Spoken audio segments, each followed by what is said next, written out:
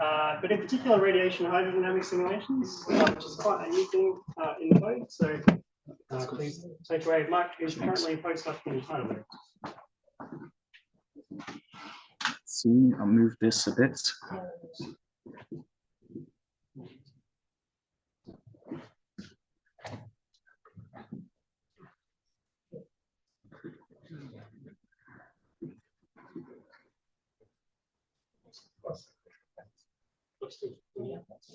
It disappears. Okay.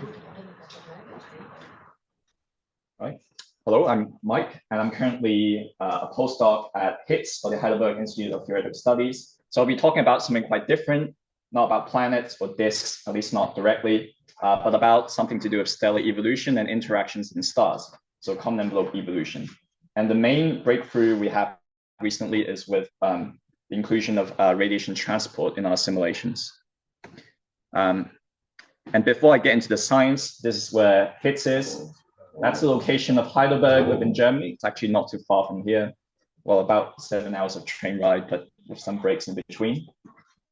And that's our lovely institute with a garden there. And that's what Heidelberg looks like in its old town with its old bridge and castle. So great place to visit. And we also have the Max Planck Institute of Astronomy in Heidelberg, and also Heidelberg University, which is the oldest university in Germany. Okay, so I'll first explain what common envelope evolution is. So if you were to take away one thing from my talk, maybe it's what common envelope evolution is. So it's a process involving two stars. One star is significantly larger than the other. It's called the donor star. It's larger because it's a giant star, so several hundreds of solar radii. And it interacts with a much smaller, perhaps a normal main sequence star, called the companion or the accretor. And it could also be a compact star, like a neutron star, black hole, white dwarf, or even a planet. So the first step in common envelope evolution is that the companion star enters the extended envelope of the giant star. And there's no co-rotation distance. What's needed for common envelope evolution is significant drag plunge in when the companion does enter. So the gravitational drag forces dissipate energy and angular momentum from the orbits into the envelope. And so there are two possible outcomes. You can either eject the entire envelope if enough energy and orbital angular momentum is imparted there. And you're left with a much tighter binary orbit that now comprises the bare stripped core of the donor star with the companion. If not enough energy is injected, the stellar cores are presumably merge inside this common envelope, and you end up with a single merger product. So why is this important? So I like that in Claudia's talk, she touched upon the importance of binarity. And I totally agree with that. Binarity is a very common phenomenon. So in this plot from Mo and Di Stefano, there's a plot of single, binary, triple, and quadruple star fractions as a function of the primary mass, so the mass of the more massive star. And for stars like the sun, about half of all stellar systems are in binaries. And when we get to the more massive stars, like 10 solar masses, we're dominated by triples and quadruples. And the interactions, and so we think that stellar interactions are very important there.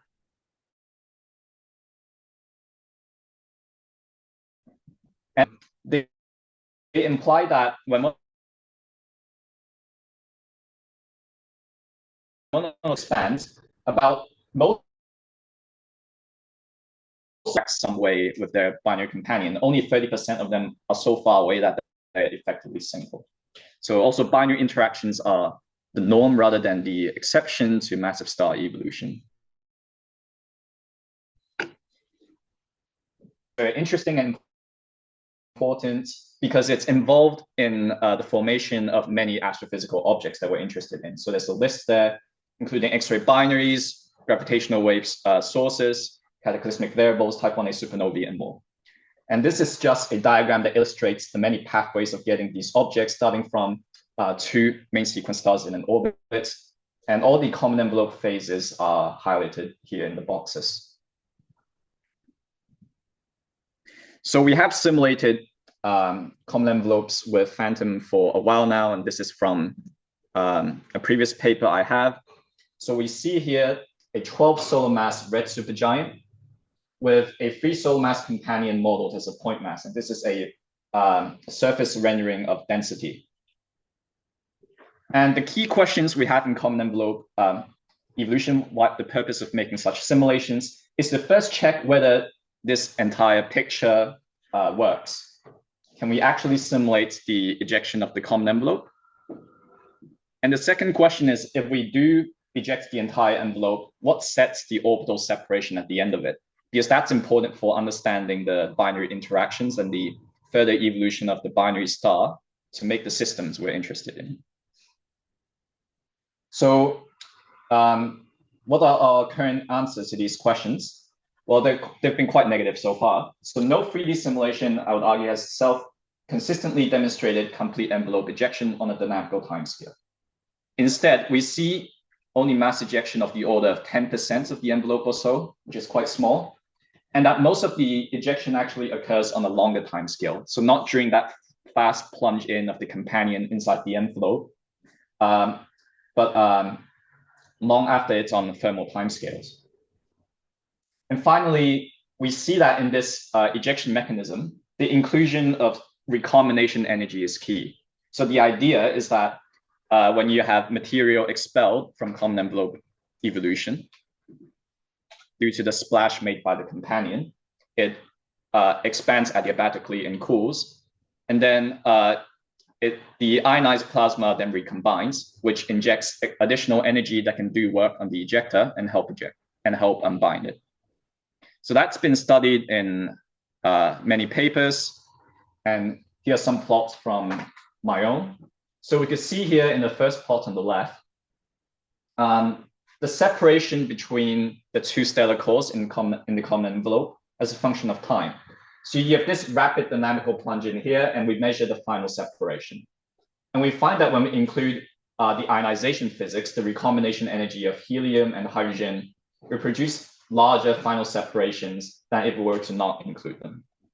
And it also makes a big difference to the fraction of unbound envelope mass that we observe at the end of the simulations.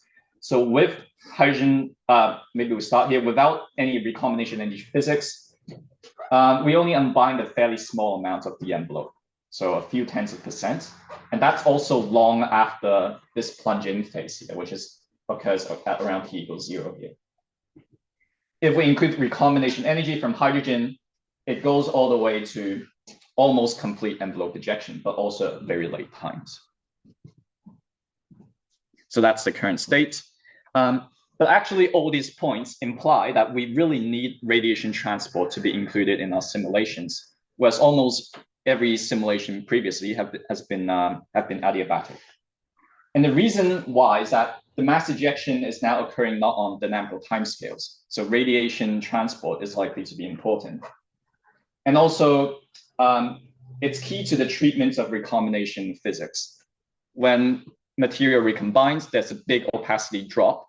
And so this recombination energy could be transported away instead of doing useful work onto the envelope. So we need to model this properly to see whether recombination energy actually works. And here are some works that have a limited number of present works that have included radiation transport in common envelope simulations. So there's one conference proceedings from a number of years ago comparing a common envelope with a very 80 solar mass donor star without radiative diffusion and with radiative diffusion, observing quite different flows. And we also have much more recently an approach by implementing some kind of flux-limited emission diffusion method into the SPH called Star Smasher. And the primary goal there was to model the light curves of such events, because we do observe such events corresponding to stellar mergers, for example, V1309 scope. And the lines here correspond to the modeled light curves. And the other reason for including radiation transport is that, as illustrated by this study, is that we could also start to progress towards making light curves, enabling us to compare our simulations with observations. And it's also required in order to simulate realistic giant stars with envelope convection. So envelope convection in a giant star is really driven by the surface cooling. So we don't include this physics here. We're not capturing the correct thermal and even hydrostatic structure of the star. So let's look at what are the existing schemes we have in Phantom, and they've been highlighted in many previous talks in the workshop. So we have an implementation of this single temperature flux-limited diffusion following Whitehouse and Bate, and it uses an explicit solver. So that's a very, we found that it's actually not completely suitable for the common envelope problem because we get very tiny time steps in the optically thin regions. Because in an explicit solver, we're limited by some kind of Courant time step. And with radiation, this is the diffusion time over the resolution scale. And when we get to the optically thin regions, we have material basically energy traveling at the speed of light over the resolution time scale. And so that creates a very small time step compared to the dynamical time that we need to simulate. And then we can also look at Monte Carlo radiation transfer with MC-FOS or CMAC ionized. And that's also problematic because stars are very optically thick. So when we use Monte Carlo radiative transport, we find that the photon packages basically get stuck in very optically thick regions, and computation is, again, very expensive. So our solution to that is that we ported the implicit radiative diffusion solver from SPH-NG into Phantom. So it's very similar to this single temperature scheme, but it uses an implicit solver. So we're no longer limited by this Courant time step here, and we could use the usual hydrodynamical Courant time step. And that's because with an implicit method, such as a backwards Euler method, your scheme is stable even on longer time steps. And so these are the equations that we are actually solving. We have the mass continuity equation here, the momentum equation, the equation for the radiation energy. So this psi here denotes the radiation energy density, and also the gas thermal energy. So there are these terms. So self-gravity is important for the common envelope simulation. We always need that. And there's the work done by the radiation pressure. And this term here corresponds to the diffusion of radiation energy. That's the radiative flux. And we also have these two terms, which correspond to radiative absorption and radiative emission. So you have emission of energy from the gas that contributes to the radiation energy, and you have the opposite terms in the gas equation because energy is conserved. And we use simply the ideal gas equation of state for the treatment of gas. And this expression for the radiative flux, which is the expression under the so-called flux-limited diffusion approximation. So the key thing here is that there's this factor lambda there. And lambda is prescribed by some expression that transitions appropriately between the optically thick regime and optically thin limits. So in the optically thick limit, we get lambda of a third, which is what we expect in radiative diffusion. But in optically thin limit, it changes such that the radiative flux approaches the speed of light times the radiation energy density here. This radiation energy density is volumetric, so it's the density times psi there. And that's also what we expect in the optically thin limits where photons are free streaming. For the opacities, we take the opacity tables from the mesostellar evolution code, which has been implemented in Phantom previously. And the tables combine these opal opacities for high temperatures with SCVH opacities in the low temperature regime. And the key features in our scheme is that we have the diffusion of radiation energy along, well, anti-parallel to the temperature gradient. So energy goes from high to low temperatures. But we also have two temperatures here. So the gas and radiation temperatures are allowed to decouple in the optically thin regime. And another assumption is that we're assuming ray opacities here because these equations are integrated over frequency. And finally, in our first approach, we don't include ionization and recombination physics, but we include the effects of that on the opacities.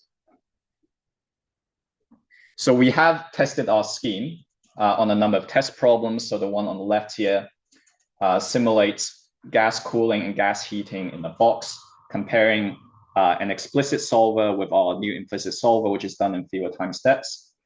The test on the right is the diffusion of a sinusoidally perturbed radiation energy density in the box. And this newly implemented test is for the propagation of a radiation pulse in an optically thin medium. We see that in this video.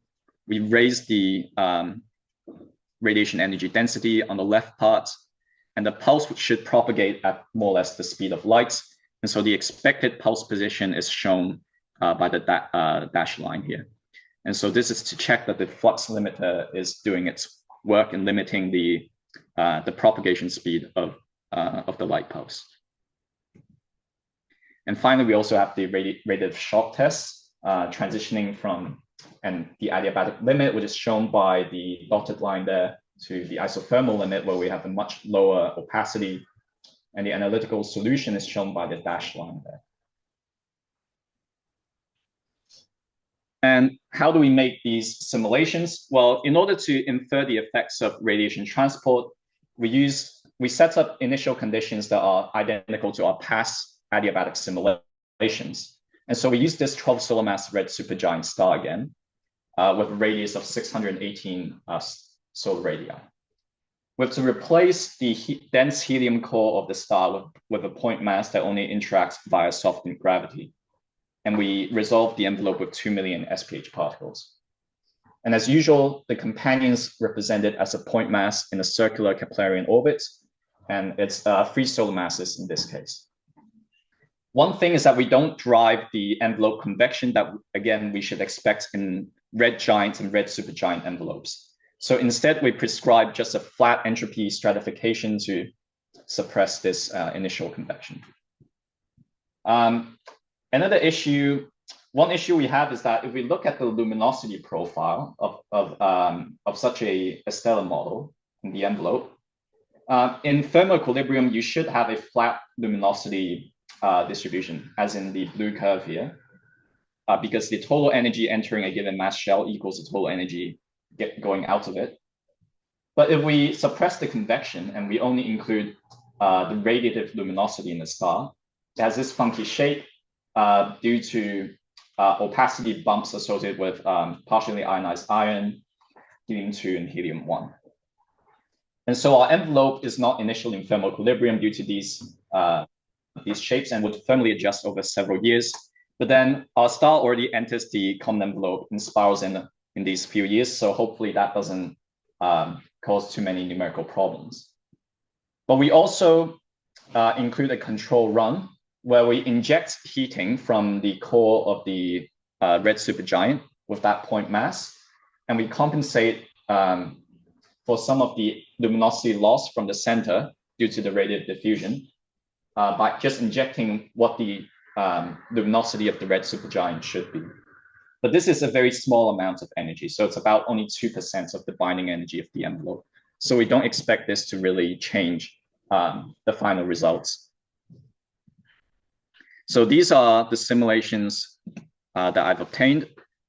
So we are looking at a face-on density slice here and an edge-on density slice. So on the left, it's the adiabatic simulation. On the right, it's the simulation with radiative diffusion. So entering the common envelope now. And we already see some differences in the morphology here, the envelopes. We get these thinner filaments and with more fallback of gas towards the central binary. We can also see that in the edge-on slice. So again, we're interested in the final separation of the binaries and how much mass we could eject in the common envelope. So if we look at if we compare the separation versus time plots for the different simulations, we see that immediately after the plunge-in, there are not too many differences between, depending on whether we're in the adiabatic simulation or whether we have radiative diffusion. So it doesn't seem to be significant differences. We observe some deviations here just from one of the runs, but it could be, we don't fully understand this, but we think it could be issues associated with poor energy conservation at very late times in our simulations. And on the plot on the right, we're looking at the fraction of unbound envelope mass as a function of time. And here we see significant differences. So in the adiabatic simulation, we observe a continued rise in the fraction of unbound mass, whereas this is strongly suppressed with the radiative simulations, the blue and the green curves here. And we only eject actually around 5% of the envelope.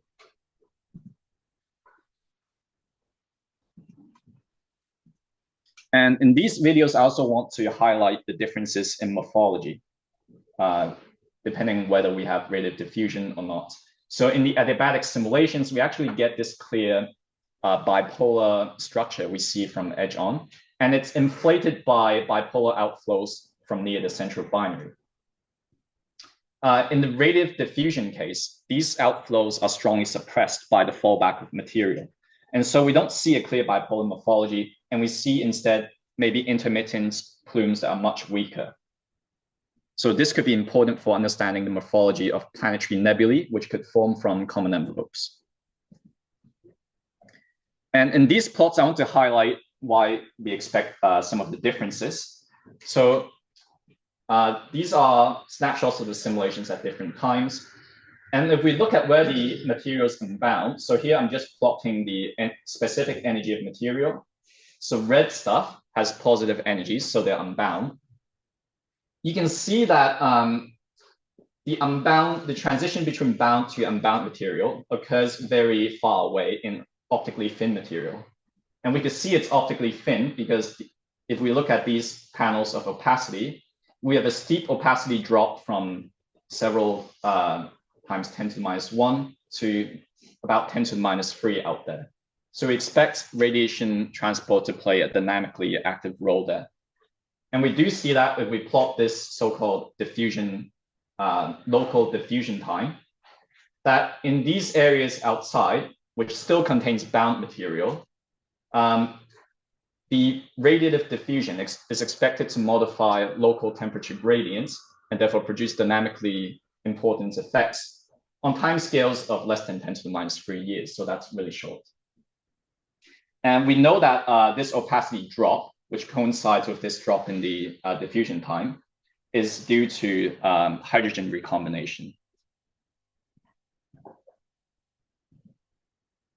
So I'd like to wrap up some of the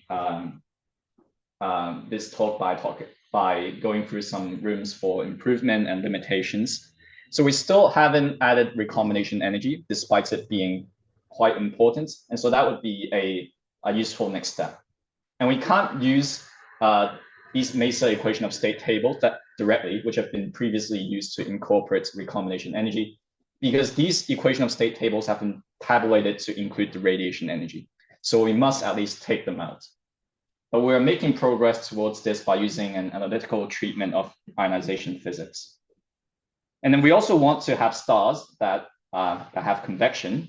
And so we need to properly treat photospheric cooling. And so far, I would argue it's not correctly captured due to the photosphere being unresolved and a lack of SPH particles above the photosphere to radiate into. But we do know in the literature, there have been now works that are tackling such problems. And very quickly on these to the astrophysical implications, the fact that we eject such a small amount of envelope mass is actually consistent with observations. We see that post-common envelope binaries, if we look at the dynamics of the tertiary companions far away, they seem to support ejection timescales that are very long, 10 to the 2 to 10 to the 4 years, compared to the 1 year timescale of the plunge-in.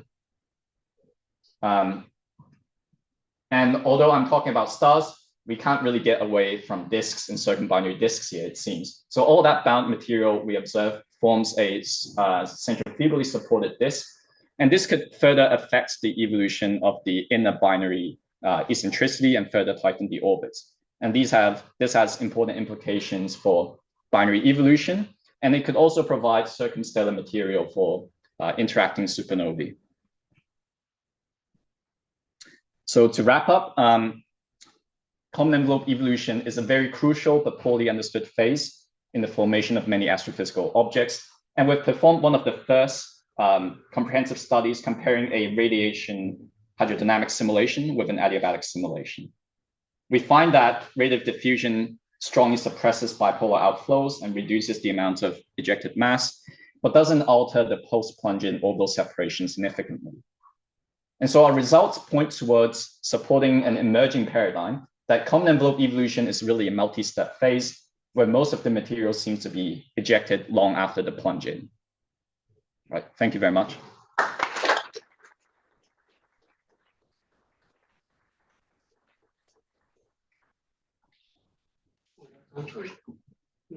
Quick questions then, Cheryl? Yeah, I think it's a few years ago that Wolf Cooper had a result that they found that if you remove the Gray approximation in the FLD method, then the radiation pressure is actually slightly higher than if you have the Gray approximation. So if that's the case, would that have any effect on your driving of the outflows? Because 10 years ago, Mark Compols also tried using the FLD with Gray approximation, and they found that you can drive the bipolar outflows. Oh no, sorry, the other way around. They found that if you have the Gray approximation, you won't drive the bipolar outflows, and you end up developing the radiator instabilities that can channel materials from the bubbles onto the star. So what simulations are these? So that's under, well, those are from massive star formation, so it's not on that. But yeah. I'm just finding slightly analogous to it, that without the Gray approximation, the computation, as in the results on the radiation pressure, might be slightly different. So if that really is the case, as in if you trust Rob Cooper, would that have any effect on the results? Sure. I mean, this is the first simulation, so we're making a lot of simplified assumptions. And there are indeed a lot of interesting parallels between common envelope evolution and formation of protostars and protostellar collapse. But what we see here is that even we actually observe these strong bipolar outflows when we don't have radiative diffusion. And so radiative diffusion seems to suppress the outflows altogether. And we think it's because it's harder to punch through for these outflows to punch through the surrounding bound material. Yeah, your result is basically exactly the same as what Mark Moore did. I see. It's the same, as in they found that if they have the Gray approximation, that radiation pressure is reduced. Therefore, you don't have those kind of bipolar outflows. But then as a rebuttal, Rob Cooper said, you know what, if we get rid of the Gray approximation, we end up driving these outflows again. So it's because they get rid of the Gray approximation by adding in the frequency dependent RT coupled to FLD. So I'm not sure if these, sorry. Yeah, sorry, that might be too much. But I'm just saying the Gray approximation thing might be a little crucial in affecting whether or not you're going to see those bipolar outflows. Yeah. Add to the board. Lena? Yeah, maybe also on that point where magnetic field could also help generating these bipolar outflows. Yeah, we see this in these simulations of these MHD simulations of common envelope evolution. That's a comparison with the ejector with this Calabash nebula. And also is that does conform also in the unbound material. And if you in your treatment, this is not yet taken into account, but that also can help unbinding more mass eventually at later times. Yep. So previously in Luis's simulations, we've made the conclusion that the dust, these are simulations of common envelope evolution with dust nucleation in phantom. So we find that the dust really forms in the very expanded unbound ejector already. So it's because it already forms in unbound ejector. the acceleration on this dust is not likely to help with the ejection of still bound material. And in any case, the time scale for radiative dust-driven acceleration is quite long, 10 to the 5 years or so for common envelope evolution. So it would imply, even if it helps, ejection on timescales much longer than this plunge in that we simulate. All right, I think let's leave it there because it's lunchtime. And let's thank Mike and Claudia again.